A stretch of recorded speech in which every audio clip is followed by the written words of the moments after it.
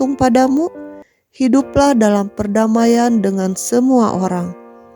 Ayat 19, saudara-saudaraku yang kekasih, janganlah kamu sendiri menuntut pembalasan, tetapi berilah tempat kepada murka Allah. Sebab ada tertulis, pembalasan itu adalah hakku. Akulah yang akan menuntut pembalasan, firman Tuhan. Ayat 20, tetapi jika seterumu lapar, berilah dia makan.